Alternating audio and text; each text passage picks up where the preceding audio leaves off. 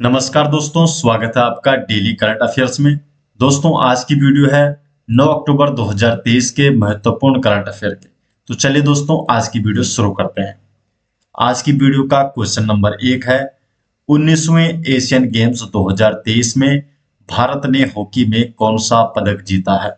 तो जो 19वां Asian games चल रहा है, इसमें भारत ने हॉकी में कौन सा पदक जीता है। तो भारत ने जीता है हॉकी में स्वर्ण पदक। तो स्वर्ण पदक जीता है 19वें एशियन गेम्स 2023 में भारत ने हॉकी में। डिटेल जान लेते हैं। तो एशियन गेम्स 2023 में भारतीय पुरुष हॉकी टीम ने गोल्ड मेडल जीता है और भारत ने जापान को 5-1 से हराकर हॉकी में गोल्ड मेडल जीता है। जापान ने जीता है रजत पदक। जो भारत की तरफ से बेस्ट स्कोर किया है हरमनप्रीत सिंह ने। तो हरमनप्रीत सिंह ने 2 गोल किए हैं। एशियाई खेल है जो इसमें भारतीय पुरुष हॉकी टीम का ये चौथा स्वर्ण पदक है। इससे पहले सबसे पहले 1966 में, फिर 1988 में, फिर 2014 और अब 2023। तो चौथी बार भारतीय पुरुष हॉकी टीम ने स्वर्ण पदक जीता है। जो ये 19वें एशियन गेम्स है, इसका आयोजन चीन के हांगजू शहर में हो रहा है। इस बार जो ये 19वां जो एशियन गेम्स है, इसका आयोजन कहाँ हो रहा है? चीन के हांगजू शहर में हो रहा है, जिसमें भारत ने पुरुष हॉकी टीम में गोल्ड मेडल जीता है। क्वेश्चन नंबर 2 है, हाल ही में दूरसंचार दिग्गज नोकिया ने 6G लैब का उद्घाटन कहाँ किया है। तो 6G लैब का उद्घाटन भारत में कहाँ किया गया है? बेंगलुरु में। सी ऑप्शन सही जवाब है। तो दूरसंचार दिग्गज जो नोकिया है, इसने 6G लैब का उद्घाटन बेंगलुरु में किया है।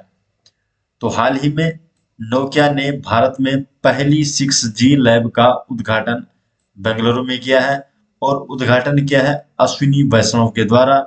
अश्विनी वैष्णव दूरसंचार मंत्री हैं। तो दूरसंचार मंत्री है अश्विनी वैष्णव और इन्होंने भारत में पहली 6G लैब का उद्घाटन किया है और ये उद्घाटन बेंगलुरु में किया गया है नोकिया की तरफ से। क्वेश्चन नंबर 3 है, हाल ही में परमाणु मिसाइल ब्यूस्टनिक, जो ब्यूस्टनिक परमाणु मिसाइल है, इसका किसने सफल परीक्षण किया है। तो जो परमाणु मिसाइल ब्यूस्टनिक है, तो इसका सफल परीक्षण रूस के द्वारा किया गया है। तो रूस ने परमाणु मिसाइल ब्यूस्टनिक का सफल परीक्षण किया है। डिटेल जान लेते हैं। तो रूस ने परमाणु ऊर्जा से चलने वाली क्रूज मिसाइल, जो परमाणु मिसाइल है ब्यूस्टनिक, तो इसका सफलतापूर्वक परीक्षण किया है। रूस के राष्ट्रपति हैं व्लादिमीर पुतिन। तो व्लादिमीर पुतिन रूस के राष्ट्रपति है और रूस ने अपनी परमाणु मिसाइल ब्यूस्टनिक का हाल ही में सफलतापूर्वक परीक्षण किया है। क्वेश्चन नंबर 4 है, Asia Pacific institute for broadcasting development के अध्यक्ष के रूप में किस देश को चुना गया है। जो Asia Pacific institute for broadcasting development है, इसके अध्यक्ष के रूप में भारत को चुना गया है। तो भारत को जो Asia Pacific institute for broadcasting development है, इसके अध्यक्ष के रूप में चुना गया है। डिटेल जान लेते हैं। जो Asia Pacific institute for broadcasting development है AIBD, तो AIBD के अध्यक्ष के रूप में भारत को तीसरी बार चुना गया है। कब कब चुना गया है इससे पहले? तो 2018 से 21 और फिर चुना गया था 2021 से 23 और अब तीसरी बार भारत को AIBD के अध्यक्ष के रूप में चुना गया है।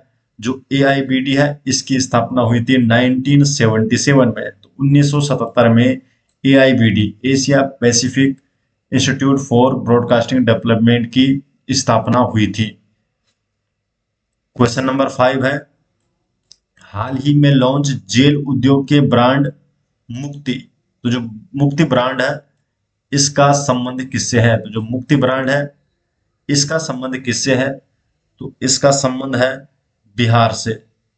तो किस राज्य से है मुक्ति ब्रांड का संबंध? जो बिहार से है। सी ऑप्शन सही जवाब है। तो जो मुक्ति ब्रांड है, ये जेल उद्योग का ब्रांड है।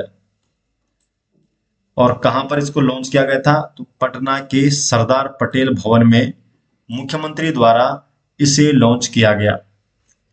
जेल में कैदियों द्वारा बनाए गए उत्पादों को बेचने के लिए मुक्ति ब्रांड बनाया गया है और बिहार के मुख्यमंत्री है नीतीश कुमार। तो नीतीश कुमार बिहार के मुख्यमंत्री है और इन्होंने मुक्ति जो एक ब्रांड है इसका उद्घाटन किया है, इसको लॉन्च किया है। क्वेश्चन नंबर 6 है, G20 पार्लियामेंट स्पीकर समिट की मेजबानी कौन सा देश करेगा? तो जो G20 पार्लियामेंट स्पीकर समिट है इसकी मेजबानी भारत करने वाला है, तो भारत इसकी मेजबानी करेगा। बी ऑप्शन सही जवाब है। तो जो G20 पार्लियामेंट स्पीकर समिट है इसकी मेजबानी भारत करेगा। G20 पार्लियामेंट स्पीकर समिट है, इसका आयोजन भारत की अध्यक्षता में 12 से 14 अक्टूबर के बीच आयोजित किया जाएगा और इसका आयोजन कहाँ होगा? तो नई दिल्ली में India international convention and expo centre, जिसे कि यशोभूमि के नाम से जाना जाता है, तो यहाँ पर पार्लियामेंट स्पीकर समिट का आयोजन किया जाएगा 12 से 14 अक्टूबर के बीच। क्वेश्चन नंबर 7, हाल ही में किस राज्य के खामती चावल को जीआई टैग प्रदान किया गया है? तो किस राज्य का चावल है ये खामती चावल, जिसे कि हाल ही में जीआई टैग प्रदान किया गया है? तो ये है अरुणाचल प्रदेश का। तो अरुणाचल प्रदेश के खामती चावल को जीआई टैग प्रदान किया गया है। डिटेल जान लेते हैं। तो हाल ही में अरुणाचल प्रदेश के याक चुरपी, खामती चावल और तांगसा वस्त्र, इन तीनों को जीआई टैग प्रदान किया गया है। जीआई टैग मतलब जियोग्राफिकल इंडिकेशन। तो अरुणाचल प्रदेश की तीन चीजों को, याक चुरपी हो गया, खामती चावल और तांगसा वस्त्र, इन तीनों को जीआई टैग प्रदान किया गया है। याक चुरपी क्या है? तो याक चुरपी एक पनीर उत्पाद है। तांगसा वस्त्र का जो उत्पादन है ये अरुणाचल प्रदेश की तांगसा जनजाति, तो तांगसा जनजाति कहाँ पाई जाती है? अरुणाचल प्रदेश में, और इसके द्वारा तांगसा वस्त्र का उत्पादन किया जाता है। और तीसरा है खामती चावल। तो इन तीनों को जीआई टैग प्रदान किया गया है।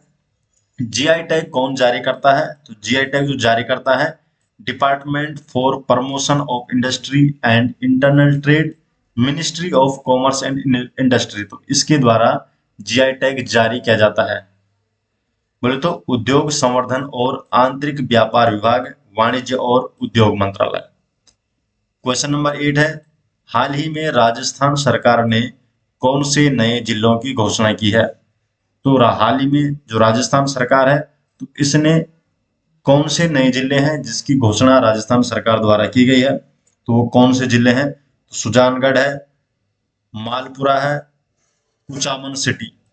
तो इन तीन नए जिलों की घोषणा की है राजस्थान सरकार ने। तो डी ऑप्शन इसका सही हो जाएगा, उपयुक्त सभी। तो राजस्थान सरकार ने इन 3 नए जिलों की घोषणा की है। तो अब इन 3 जिलों की घोषणा की है तो राजस्थान में अब कुल मिलाकर 53 जिले हो जाएंगे। तो इन 3 जिलों के बाद राजस्थान में 53 जिले हो जाएंगे। राजस्थान के जो मुख्यमंत्री हैं अशोक गहलोत, तो अशोक गहलोत राजस्थान के मुख्यमंत्री हैं और इन्होंने 3 नए जिलों की घोषणा की है जिनका नाम है Sujangarh, Malpura, Kuchaman city. Question number 9 है, भारतीय रिजर्व बैंक ने रेपो रेट को कितने प्रतिशत पर बरकरार रखा है? तो जो भारतीय रिजर्व बैंक है तो भारतीय रिजर्व बैंक ने रेपो रेट को कितने प्रतिशत पर बरकरार रखा है? 6.5% पर। तो 6.5% पर भारतीय रिजर्व बैंक ने रेपो रेट को फिक्स रखा है। कितने पे रखा है? पिछले 4 बार हो गए। तो भारतीय रिजर्व बैंक की जो मौद्रिक नीति समीक्षा बैठक है इसमें इस बार भी रेपो रेट को 6.5% पर बरकरार रखा है। तो 6.5% पर ही बरकरार रखा है और ये लगातार चौथी बार है जब आरबीआई ने रेपो रेट में कोई भी परिवर्तन नहीं किया है। जो ये मौद्रिक नीति समीक्षा है, जो मौद्रिक नीति है, ये समिति केंद्र सरकार द्वारा गठित और आरबीआई के गवर्नर के नेतृत्व वाली एक समिति है। आरबीआई गवर्नर कौन है? शक्तिकांत दास। तो शक्तिकांत दास हैं आरबीआई गवर्नर। रेपो रेट क्या होता है? तो रेपो रेट होता है भारतीय रिजर्व बैंक की ओर से जिस ब्याज दर पर बैंकों को लोन दिया जाता है उसे ही रेपो रेट कहा जाता है। तो जो भारतीय रिजर्व बैंक है आरबीआई जिस दर पर बैंकों को जो लोन दिया जाता है जिस दर पर उसे ही रेपो रेट कहा जाता है। और पिछले 4 बार आरबीआई के द्वारा रेपो रेट में कोई भी परिवर्तन नहीं किया गया है और रेपो रेट कितना रखा गया है 6.5%। क्वेश्चन नंबर 10 है, हाल ही में प्रतापगढ़ जिले के 3 रेलवे स्टेशनों के नाम को बदल दिया गया है और यह जिला किस राज्य में है? तो जो प्रतापगढ़ जिला है ये किस राज्य में आता है? ये आता है उत्तर प्रदेश में। बी ऑप्शन सही जवाब है। तो उत्तर प्रदेश का है प्रतापगढ़ जिला जिसमें 3 रेलवे स्टेशनों के नाम बदल दिए गए हैं। तो कौन कौन से 3 रेलवे स्टेशन है? तो पहला है प्रतापगढ़ जंक्शन और प्रतापगढ़ जंक्शन का नाम रखा गया है मां बेला देवी प्रतापगढ़ जंक्शन। दूसरा है अंतु जंक्शन और अंतु जंक्शन का नाम क्या रखा गया है? मां चंद्रिका देवी धाम अंतु। तो मां चंद्रिका देवी धाम अंतु होगा अब अंतु जंक्शन का नाम। और तीसरा है विश्वनाथगंज का नाम और विश्वनाथगंज का नाम क्या रखा गया है?